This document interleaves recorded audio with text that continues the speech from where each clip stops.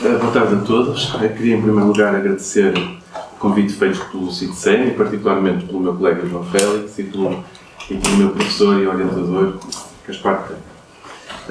Esta apresentação reflete uma parte da dissertação realizada no âmbito do mestrado em História Contemporânea e centra-se no estudo do movimento socialista português num período compreendido entre 1882 e 1894, através da análise do periódico Protesto Operário.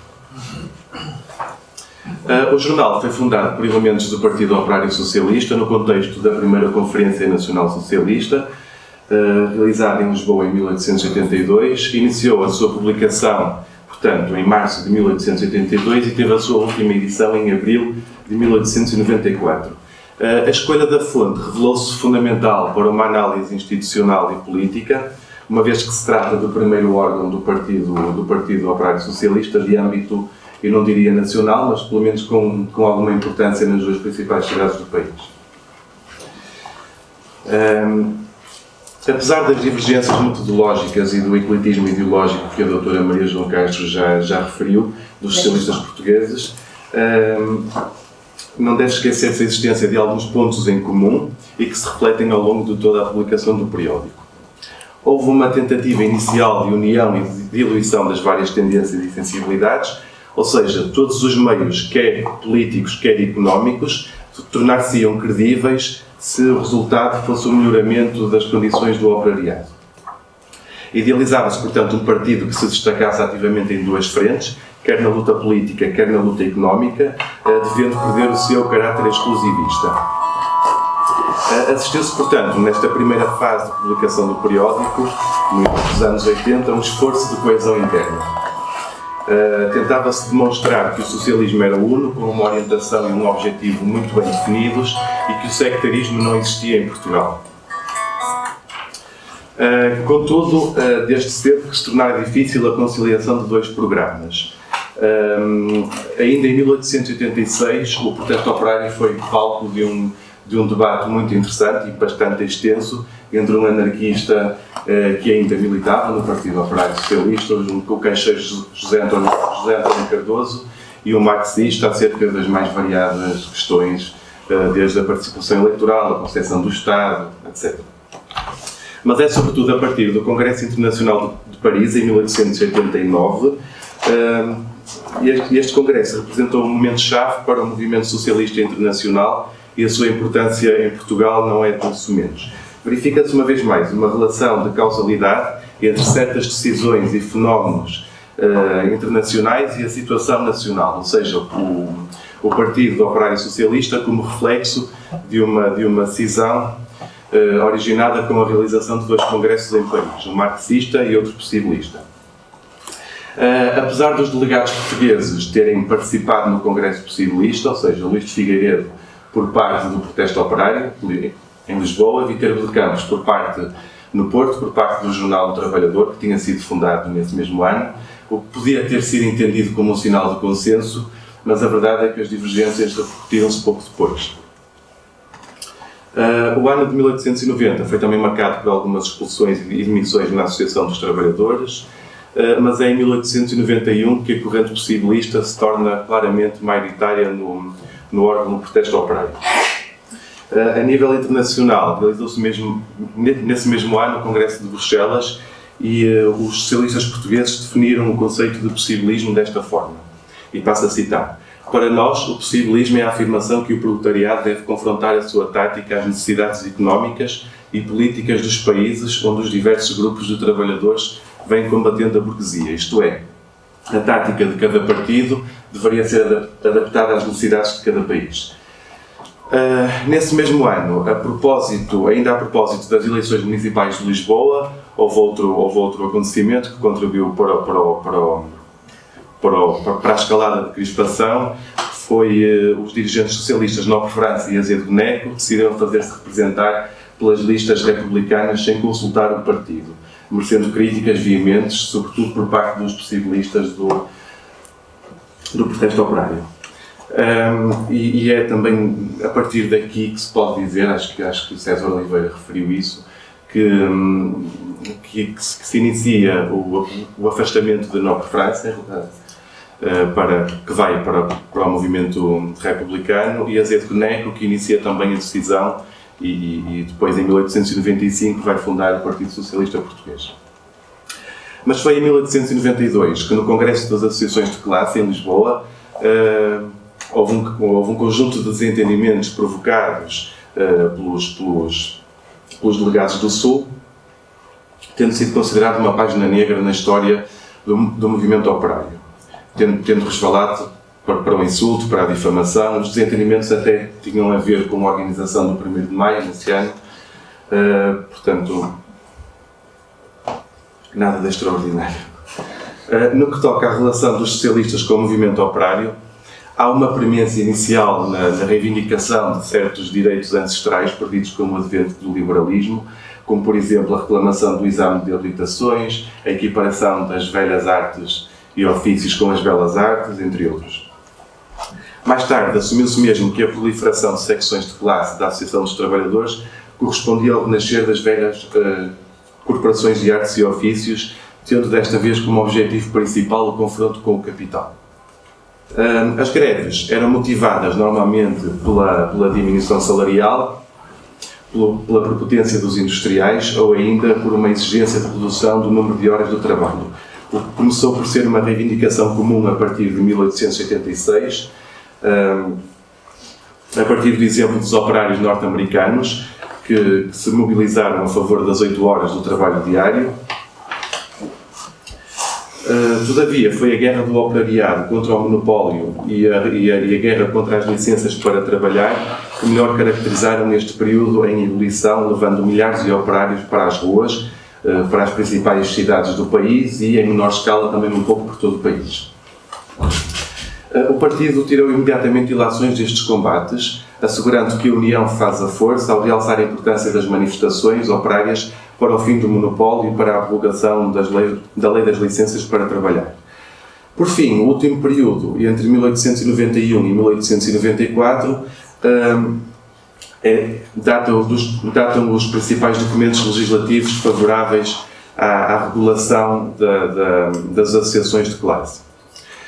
O mais importante deles é o Decreto de Regulamentação das Associações de Classe, de 1891, mas pode referir-se a outros, como a regulamentação do trabalho de mulheres e crianças, a aplicação de pautas alfandegárias, em 1892, ou ainda a publicação do Decreto de Regulamentação das Bolsas de Trabalho.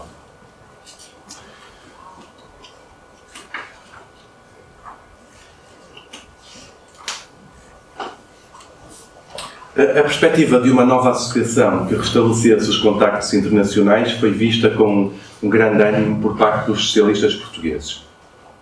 Ainda que o protesto operário tenha relevado algumas informações respeitantes ao Congresso Possibilista em detrimento do marxista, todavia pode adiantar-se que a posição dos socialistas portugueses foi o de menosprezar as divergências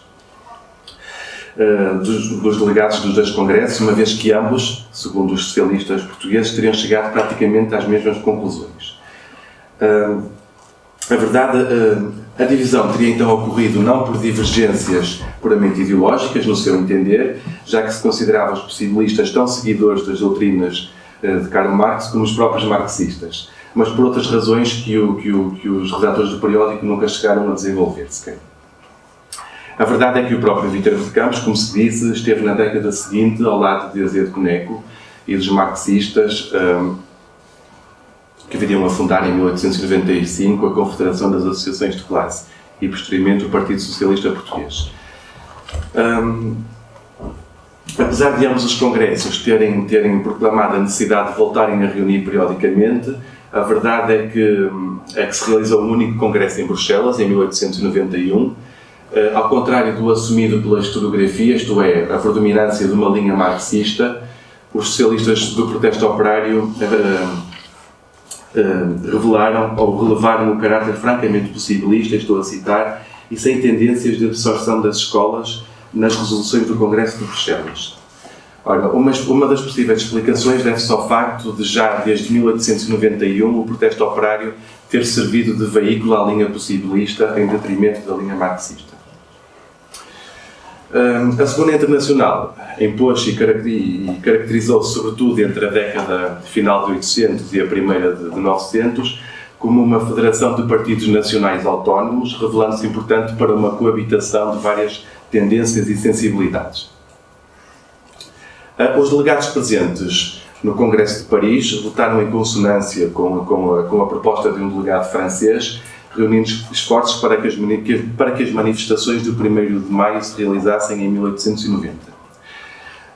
Logo no início do ano, o Congresso das Associações Operárias, em Portugal, votou esta resolução, contudo reiteraram desde logo o que os distinguia dos anarquistas e de alguns sindicalistas, no que concerne à organização destas manifestações.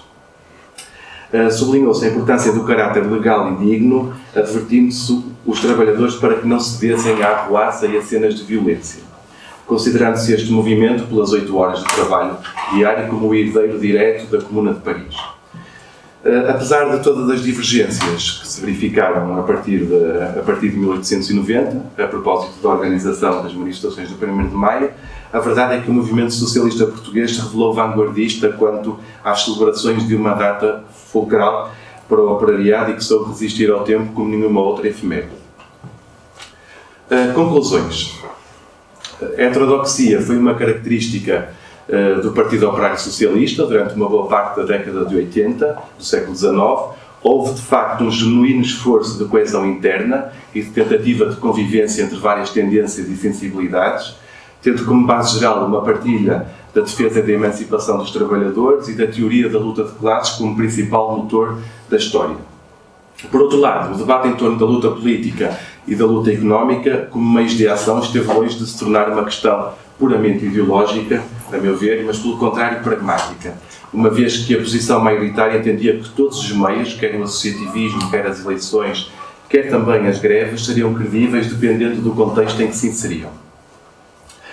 Se o renascer do movimento operário a partir de 1887 veio provar que a união de todas as forças estaria a dar alguns resultados, as divergências que se repercutiram a partir do Congresso Internacional de Paris e em Portugal a partir de 1891 teve como palco principal as eleições, ou melhor, o debate que antecedia a realização das eleições, os congressos das associações de classe e como já disse, a organização das manifestações do 1º de maio. Ainda que com o protagonismo de Azedo Neco e de Nobre França, que representavam os marxistas do Sul, as divergências tornaram-se bem mais profundas no Porto, no Norte. E sem resultar numa decisão definitiva até 1895, a verdade é que existiram dois polos distintos no Porto.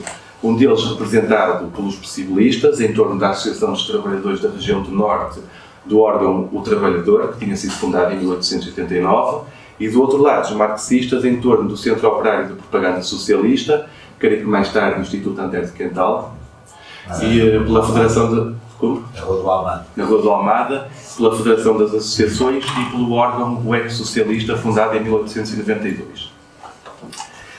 Os motivos foram vários, como se viu, mas queremos que terão tido origem sobretudo em questões pessoais, mais pessoais e menos ideológicas.